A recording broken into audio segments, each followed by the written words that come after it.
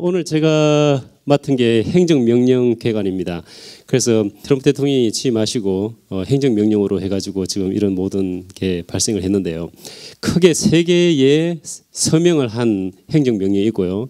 그리고 서명을 하지 않았습니다만 내부적으로 만들었다가 유출이 된 게 세 개가 있습니다. 그래서 저는 오늘 혼동을 피하기 위해서 서명한 부분하고 그 다음에 저희가 며칠 이걸 준비를 하면서 저희가 많은 상담을 받은 게 뭐냐면 전화가 오셨는데 우리 자영업을 많이 하시거든요. 그래서 그분들이 어떻게 이민관들이 왔을 때에 대처하느냐 그 두 가지에 대해서 일단은 개관을 좀 해주도록 하겠습니다. 자, 먼저 그러면 서명된 행정명령. 그래서 어떤 분들이는 이게 신문이라든지 여러 매체를 통해 가지고 유출된 거하고 이제 서명을 한 게 이게 혼합이 돼 가지고 이게 혼동을 이루는 경우에 많이 있습니다. 그래서 오늘 무엇이 통과했고 그다음에 무엇이 통과를 안 했는지를 일단은 아시는 게 중요할 것 같고요. 그렇지만 실제적으로는 유출이 된 것도 서명을 하지 않았지만 실제 유출된 부분들도 많이 이민 정책에 반영이 된다. 이렇게 그냥 간단하게 이해하시면 되겠습니다. 네, 첫 번째 겁니다. 자, 미국 내의 공공 안전을 위한 행정명령. 뭐 크게 행정명령이 이제 트럼프 대통령에 의하면 국경을 강화하고 그다음에 우리 미국 내에 공공 안전에 이바지하겠다. 이렇게 해서 이제 세 개의 행정명령을 발동했습니다. 행정명령은 의회를 거치지 않습니다. 그래서 대통령으로서 이제 통수권자로서 원하는 정책을 행정명령이라는 어떤 행정명령의 형태로 이제 시행을 하게 되는 거죠. 그러면은 그 산하에 있는 국토안보부, 그다음에 우리 이민국 뭐 그런 데서 이제 입안을 하게 되겠습니다. 자, 첫 번째 한번 보겠습니다. 미국 내 공공 안전을 위한 건데요. 첫 번째가 연방 정부의 이민법 집행에 비협조적인 주라든지 시정부 등을 민법 위반으로 규정하고 연방 지원을 차단한다. 그리고 위반에 대한 법적 조치를 강구한다. 이게 좀 큰 건데요. 우리 오바마 대통령께서는 사실은 서류 미비자를 이렇게 색출하고 그다음에 추방하는 데 대해서 우선순위를 정했습니다. 예를 들면은 뭐 중범죄를 진 자, 그다음에 갱단에 이제 활동하는 사람들 그렇게 해가지고 결국은 이제 좀 이렇게 이런 서류 미비자, 단순 서류 미비자에 대해서는 크게 신경을 안 썼습니다. 근데 지금 현재로는 이게 굉장히 범위가 확대된 거죠. 그래서 그렇다고 그러면 확대된 범위에서 그런 분들을 모두 색출해 가지고 추방을 하려고 그러면은 연방 정부의 힘으로는 안 됩니다. 그래서 가장 핵심이 시정부라든지 주정부하고 협조를 해서 이거를 하려고 하는 거죠.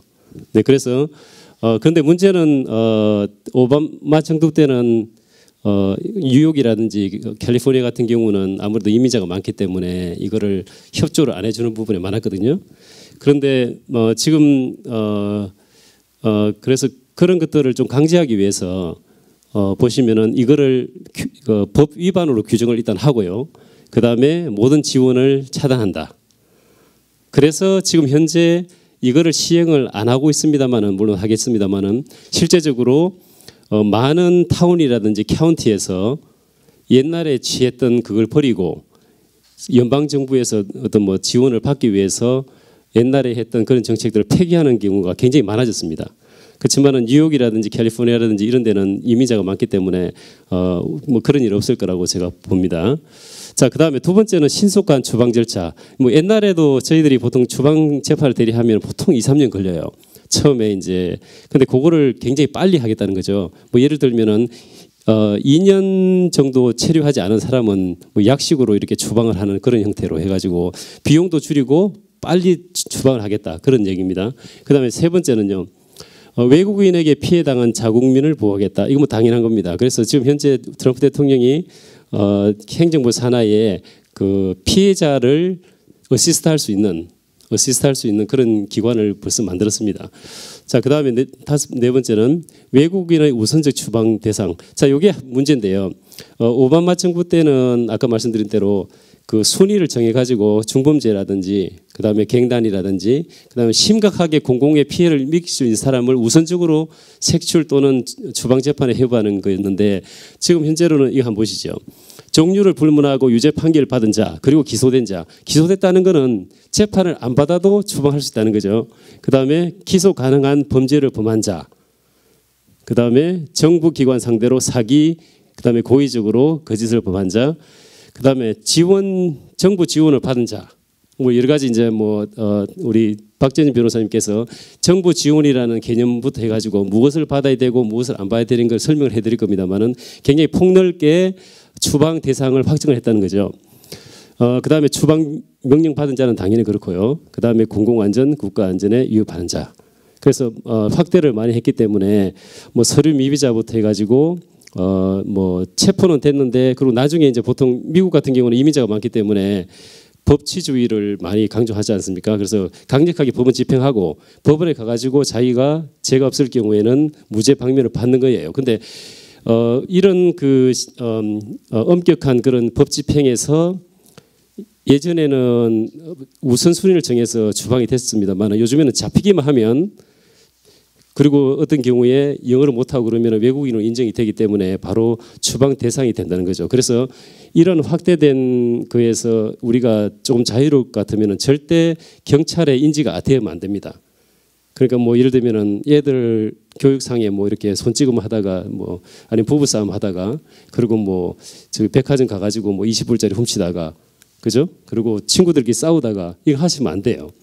절대 하면 안 됩니다. 왜냐하면 인지가 된다 그러면은 그것이 지문을 찍게 되죠. 그럼 지문을 찍게 되면은 우리가 스테이트로 보내고 스테이트에서는 FBI로 갑니다. 그럼 FBI에서는 모든 그 데이터 컬렉션을 이민국으로 보내게 돼 있습니다. 그렇기 때문에 평소에 그 길을 가다가 뭐 이렇게 이민국이 와서 찾지는 못할 거예요. 그렇지만은 경찰을 통해서 인지가 됐을 경우에 그리고 특히 지문을 찍었을 경우에는 문제가 심각하다 이렇게 보시면 되겠습니다.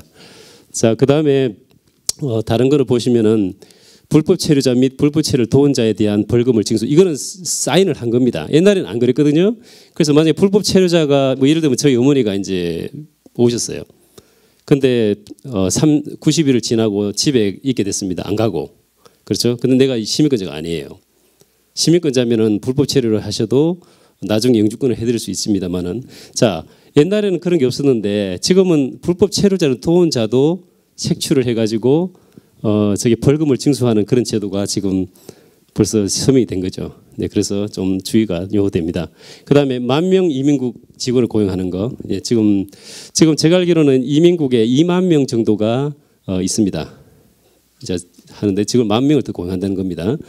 그다음에 합의를 통해 연방정부 감독하에 주정부 및 지방정부 하여금 이민법을 집행하도록 하자. 아까 말씀드린 거예요. 그래서 뉴욕은 지금 뉴욕시리 같은 경우는 대표적인 sanctuary city입니다. 그래서 이민국에서 그 법을 집행할 때 영장이라든지 그런 게 없으면 법원에서 사인한 게 없으면 도와주지 안 주는 그런 지금 도시로 분류가 돼 있죠. 그래서 아무래도 뉴욕시티가 많은 방패가 되겠다 그런 생각이 듭니다.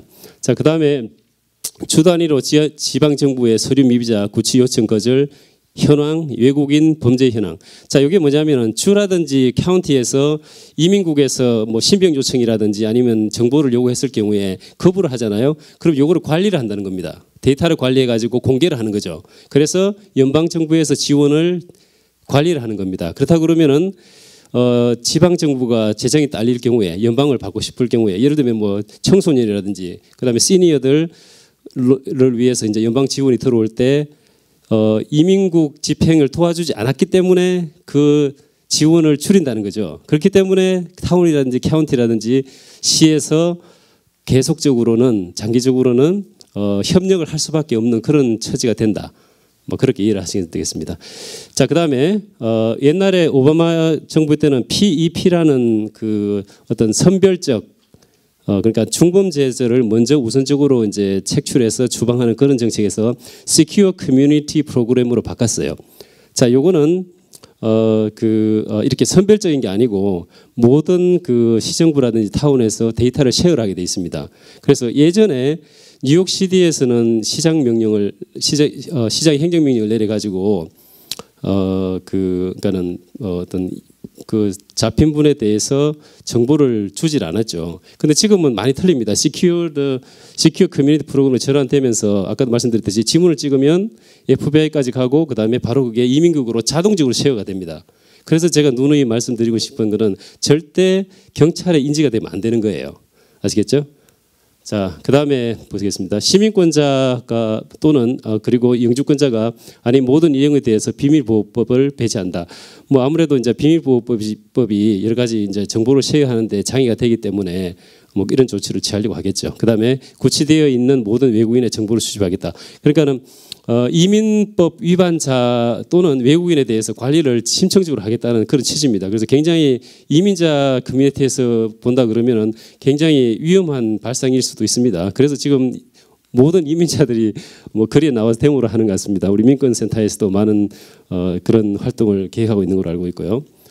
자, 그리고 두 번째가 국경 안전입니다. 뭐 우리가 사실 국경 같은 경우는 한인 사회는 크게 영향이 없을 거예요. 그렇지만 간단히 서명한 거기 때문에 보고 넘어가겠습니다. 장벽 설치하는 거, 그다음에 서류 미비자 구금하고 추방하는 결정을 빨리 하겠다. 아까 말씀드렸던 2, 3년 걸리는 거를 모르겠습니다. 6개월이나 뭐 1년으로 하겠다는 그런 취지 같고요. 그다음에 이민법 집행을 위한 정부와의 협력. 이거 아까 말씀드린 겁니다. 멕시코 국경에 구치소를 설치하겠다.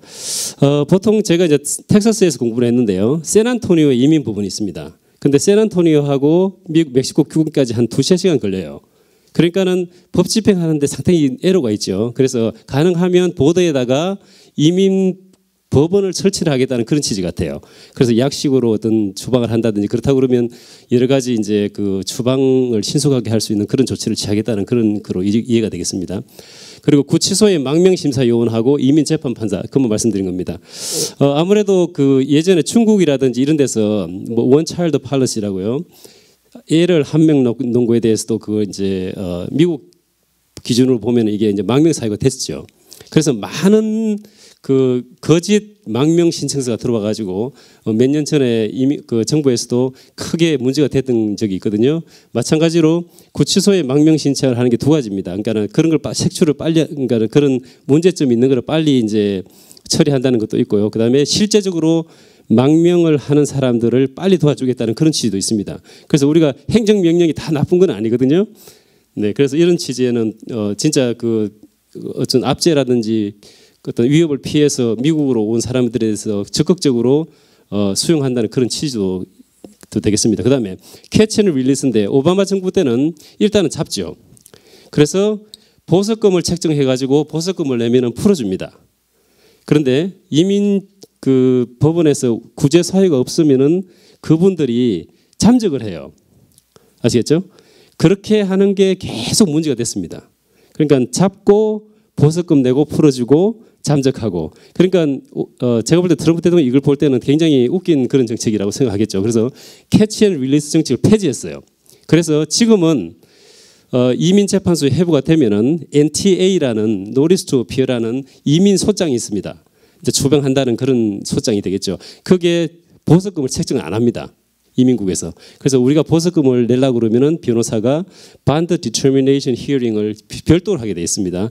자, 그게 바뀐 거예요. 그다음에 5,000명 국경 수비 뭐 할 것 같고요. 지난 5년간 멕시코 지원. 아무래도 뭐 멕시코에서 많이 넘어오기 때문에 뭐 저기 지원 경비를 파악해 가지고 줄이겠다는 거겠죠. 그래서 뭐 제가 생각할 때도 트럼프 행정부에서 아마 멕시코에 관한 암 트위스팅을 하는 것 같습니다. 그래서 뭐 멕시코에서 들어온 그 물품에 대해서 임포트 텍스를 매겨 가지고 뭐 세원을 확충해서 장벽을 짓는다든지 그리고 이것도 마찬가지인 것 같아요. 그래서 멕시코에서 지원하는 경비를 다 자르겠다는 거죠. 그거를 담 쌓는데 하겠다는 그런 취지 같습니다.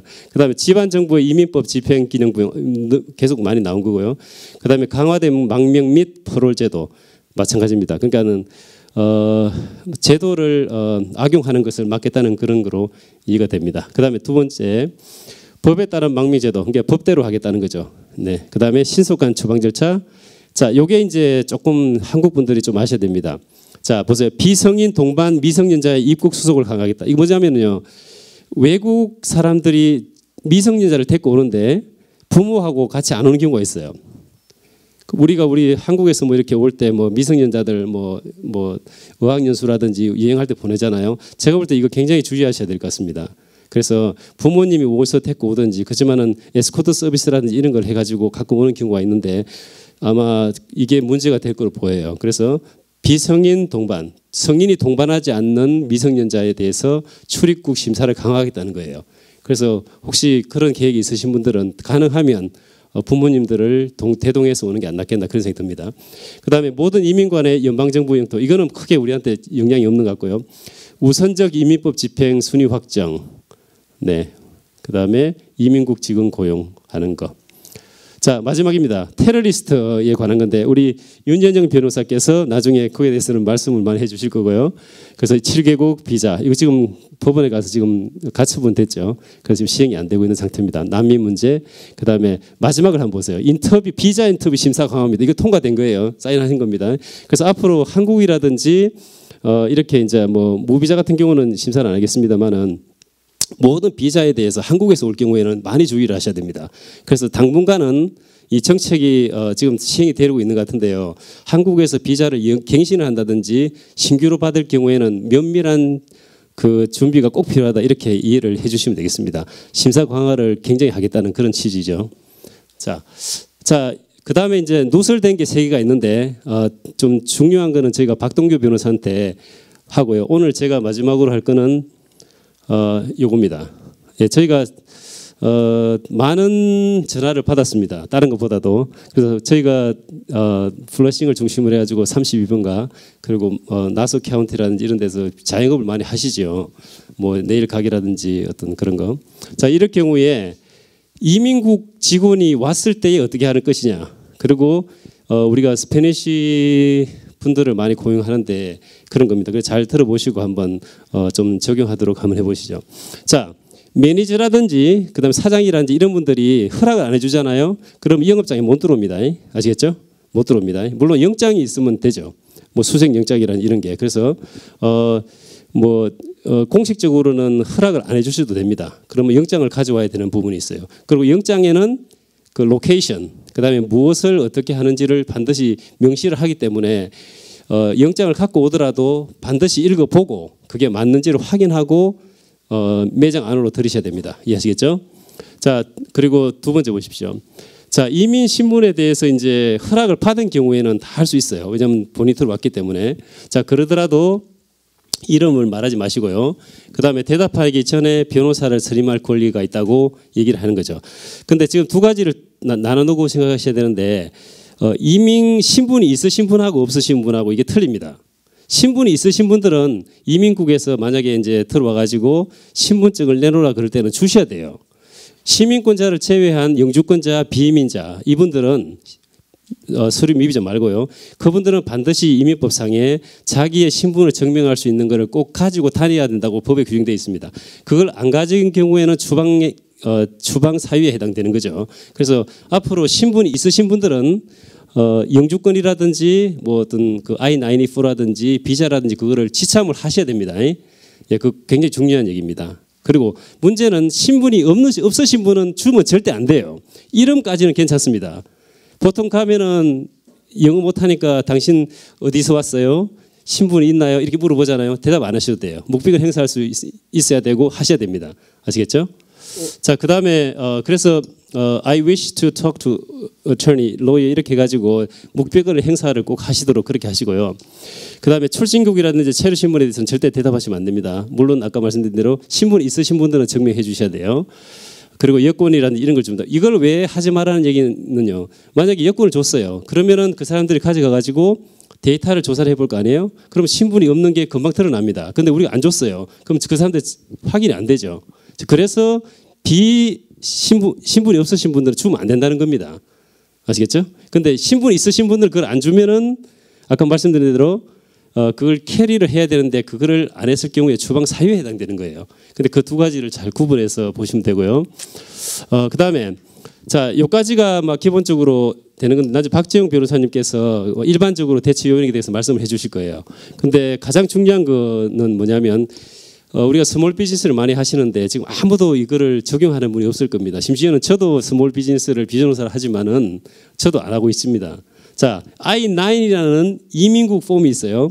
앞에 I가 들어가는 거는 이미그레이션 폼의 약자입니다. 그래서 I-9인데 이게 뭐냐면은 미국에 있는 모든 비즈니스는 이게 한국 사람 해야 되는 게 아닙니다. 뭐 주류에 있는 모든 뭐 트럼프 회사도 다 하셔야 돼요. 그래서 모든 인플로이어 회사에서는 고용을 할 때 고용하는 날 또는 바로 하루까지 I-9 폼을 반드시 작성을 해야 됩니다. 반드시 그 보면은 세 페이지로 되어 있는데 첫 번째는 employee information, 그다음 두 번째는 employer, 그러니까 우리 회사 information, 그다음에 그 ID에 대해서 밑에 참조하는 게 세 가지로 나눠 있는데요. 자, 이 I-9을 구비를 안 하셔가지고 어떤 페널티를 당하는 경우가 많습니다. 그래서 이민국에서 그 영업장에 와가지고 서류 신분이 없는 사람을 색출하는 그것도 있지만은 그 회사 오너를 상대로 하는 수색이 바로 이겁니다. 그래서 I-9이 없을 경우에는 페널티를 받는다. 아시겠죠? 그래서 일반적으로 I-9은 어떻게 오냐면 이민국에서 편지가 미리 옵니다. 급하게는 안 와요.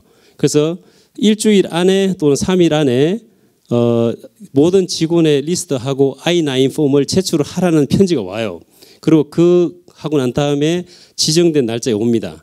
그래서 그거를 그걸 준비해서 할 수 있어야 되거든요. 그래서 오늘 잘 모르시겠습니다만은 돌아가시면 반드시 I-9 폼을 다운 받아 가지고 뭐 필아웃 하는 거는 어렵지 않습니다. 그래서 그걸 반드시 해서 각각 인플로이에 대해서 해야 되죠. 대신에 서류 미비자 같은 경우는 실제적으로 우리가 알면서 고용을 못 하기 때문에 I-9을 작성할 수는 없죠.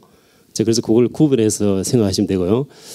그래서 이민국에서 노티스 오브 인스펙션이 오고 인플로이 리스트라든지 비즈니스 라이선스라든지 회사 설립 서류를 요구할 수 있습니다. 페이롤이라든지.